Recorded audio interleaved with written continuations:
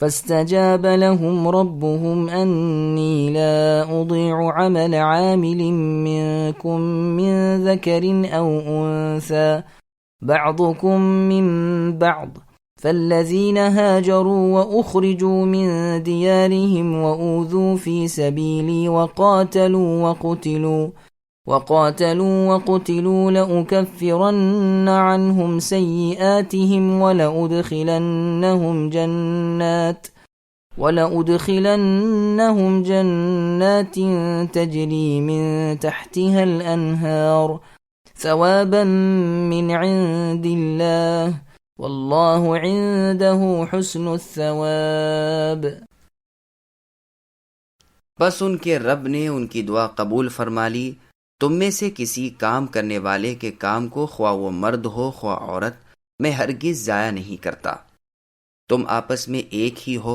پس وہ لوگ جنہوں نے ہجرت کی اور اپنے گھر سے نکال دیے گئے اور جنہیں میری راہ میں ایذا دی گئی اور جنہوں نے جہاد کیا اور شہید کیے گئے، میں ضرور اس کی برائیاں ان سے دور کر دوں گا اور بالیقین انہیں ان جنتوں میں لے جاؤں گا جن کے نیچے نہریں بہہ رہی ہیں۔ یہ ہے ثواب اللہ تعالیٰ کی طرف سے اور اللہ تعالیٰ ہی کے پاس بہترین ثواب ہے۔ سامعین، اب ان آیتوں کی تفسیر سماعت کیجیے۔ دعائیں اللہ تعالیٰ ہی قبول کرنے والے ہیں۔ یہاں استجابہ معنی میں اجابہ کے ہے اور یہ عربی میں برابر مروج ہے۔ ام سلمہ رضی اللہ عنہا نے ایک روز رسول اللہ سے پوچھا کہ کیا بات ہے، عورتوں کی ہجرت کا کہیں قرآن میں اللہ تعالیٰ ذکر ہی نہیں کرتے؟ اس پر یہ آیت اتری۔ انصار کا بیان ہے کہ عورتوں میں سب سے پہلی مہاجرہ عورت جو ہودج میں آئیں ام سلمہ ام المؤمنین رضی اللہ عنہا ہی تھیں۔ ام المؤمنین سے یہ بھی مروی ہے کہ یہ آیت سب سے آخر میں اتری ہے۔ مطلب آیت کا یہ ہے کہ صاحب عقل اور صاحب ایمان لوگوں نے جب اللہ تعالیٰ سے دعائیں مانگی جن کا ذکر پہلے کی آیتوں میں تھا، تو اللہ تعالیٰ نے بھی ان کے منہ مانگی مراد انہیں عطا فرمائی۔ اسی لیے اس آیت کو فا سے شروع کیا، جیسے اور جگہ ہے وَإِذَا سَأَلَكَ عِبَادِي عَنِّي، یعنی میرے بندے جب اے نبی آپ سے میرے بارے میں سوال کریں تو آپ کہہ دیجئے کہ میں تو بہت ہی نزدیک ہوں علم کے اعتبار سے۔ جب کبھی کوئی پکارنے والا مجھے پکارتا ہے میں اس کی پکار کو قبول فرما لیتا ہوں۔ بس انہیں یعنی بندوں کو بھی چاہیے کہ میری مان لیا کریں اور مجھ پر ایمان رکھیں، کیا عجب کہ یہ رشد و ہدایت پالیں۔ پھر قبولیت دعا کی تفسیر ہوتی ہے اور اللہ تعالیٰ خبر دیتے ہیں کہ میں کسی عامل یعنی عمل کرنے والے کے عمل کو رائے گاں یعنی بیکار نہیں کرتا، بلکہ ہر ایک کو پورا بدلہ عطا فرماتا ہوں، خواہ مرد ہو خواہ عورت، ہر ایک میرے پاس ثواب میں اور اعمال کے بدلے میں یکساں ہیں۔ بس جو لوگ شرک کی جگہ کو چھوڑیں اور ایمان کی جگہ آ جائیں، دارالکفر سے ہجرت کریں، بھائیوں دوستوں پڑوسیوں اور اپنوں کو اللہ تعالیٰ کے نام پر ترک کر دیں، مشرکوں کی ایذائیں سہ کر تھک کر عاجز آ کر ایمان کو نہ چھوڑیں بلکہ اپنے پیارے وطن سے منہ موڑ لیں۔ لوگوں کا انہوں نے کوئی نقصان نہیں کیا تھا جس کے بدلے میں انہیں ستایا جاتا، لیکن ان کا صرف یہ قصور تھا کہ میری راہ کے پیچھے لگنے والے تھے، صرف میری توحید کی وجہ سے دنیا کی دشمنی مول لے لی تھی، میری راہ پر چلنے کے باعث طرح طرح سے ستائے جاتے تھے۔ جیسے اور جگہ اللہ نے فرمایا یخرجون الرسول وإیاکم ان تؤمنوا باللہ ربکم، یہ کفار اور مشرکین رسول اللہ کو اور تم کو صرف اس بنا پر اپنے ملک سے اپنے شہر سے نکال دیتے ہیں کہ تم اللہ تعالیٰ پر ایمان رکھتے ہو جو تمہارے رب ہیں۔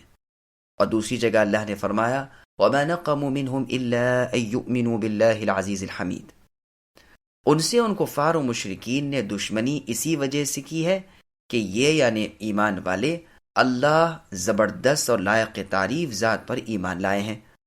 پھر آگے اللہ فرماتے ہیں انہوں نے جہاد بھی کیے اور یہ شہید بھی ہوئے۔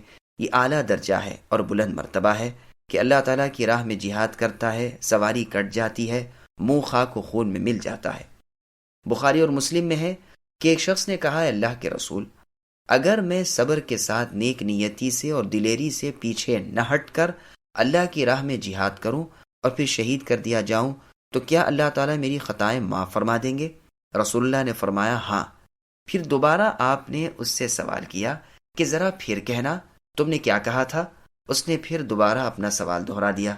رسول اللہ نے فرمایا ہاں، مگر قرض معاف نہ ہوگا۔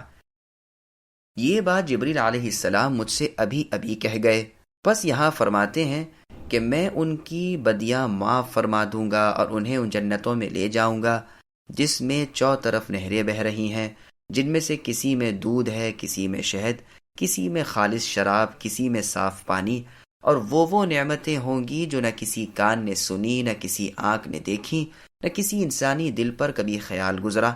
یہ ہے بدلہ اللہ تعالیٰ کی طرف سے۔ ظاہر ہے کہ جو ثواب اس شہنشاہ عالی اللہ کی طرف سے ہو وہ کس قدر زبردست اور بے انتہا ہوگا۔ جیسے کسی شاعر کا قول ہے کہ اگر وہ عذاب کرے تو وہ بھی مہلک اور برباد کر دینے والا، اور اگر انعام دے تو وہ بھی بے حساب، قیاس سے بڑھ کر، کیونکہ اللہ کی ذات بے پرواہ ہے۔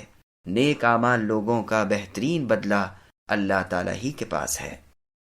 شداد ابن اوس رحمۃ اللہ علیہ فرماتے ہیں، لوگوں اللہ تعالیٰ کی قضا یعنی فیصلے پر غمگین اور بے صبرے نہ ہو جایا کرو۔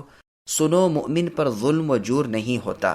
اگر تمہیں خوشی اور راحت پہنچے تو اللہ تعالیٰ کی حمد اور اللہ کا شکر کرو، اور اگر کوئی برائی پہنچے تو صبر و سحار کرو اور نیکی اور ثواب کی تمنا رکھو۔ اللہ تعالیٰ کے پاس بہترین بدلے اور پاکیزہ ثواب ہیں۔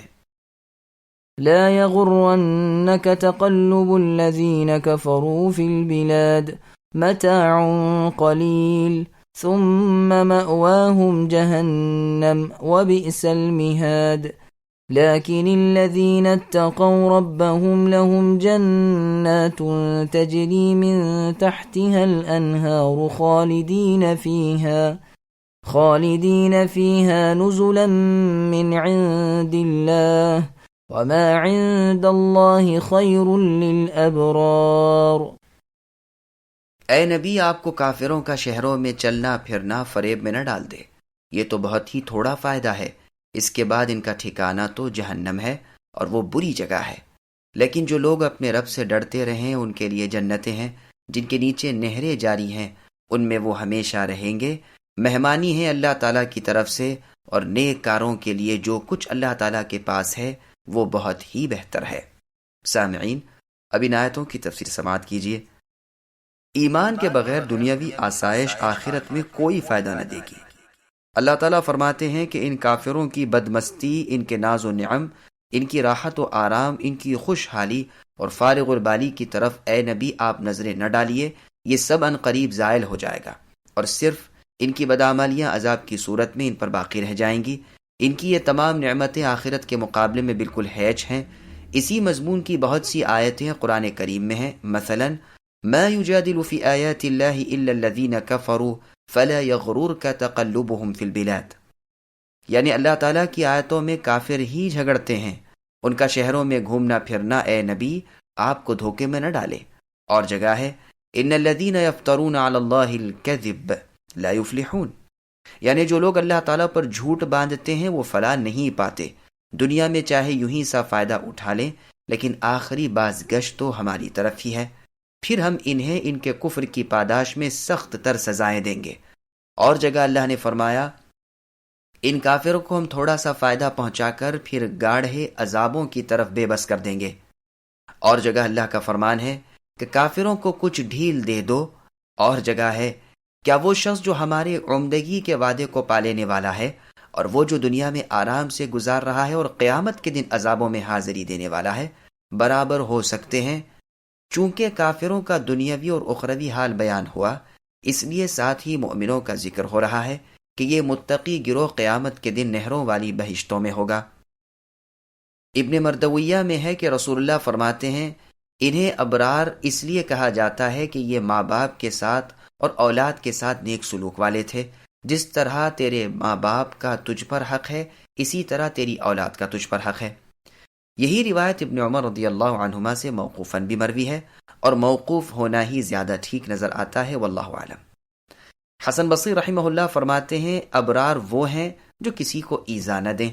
عبداللہ بن مسعود رضی اللہ عنہ فرماتے ہیں ہر شخص کے لیے خواہ نیک ہو خواہ بد، موت اچھی چیز ہے۔ اگر نیک ہے تو جو کچھ اس کے لیے اللہ کے پاس ہے وہ بہت ہی بہتر ہے، اور اگر بد ہے تو اللہ کے عذاب اور اس کے گناہ جو اس کی زندگی میں بڑھ رہے تھے اب بڑھوتری ختم ہوئی۔ پہلے کی دلیل وما عند اللہ خیر للابرار ہے، اور دوسرے کی دلیل لا يحسبن الذين كفروا انما نملي لهم خير لانفسهم، یعنی کافر ہماری ڈھیل دینے کو اپنے حق میں بہتر خیال نہ کریں، یہ ڈھیل انہیں گناہوں میں بڑھا رہی ہے اور ان کے لیے رسوا کن عذاب ہے۔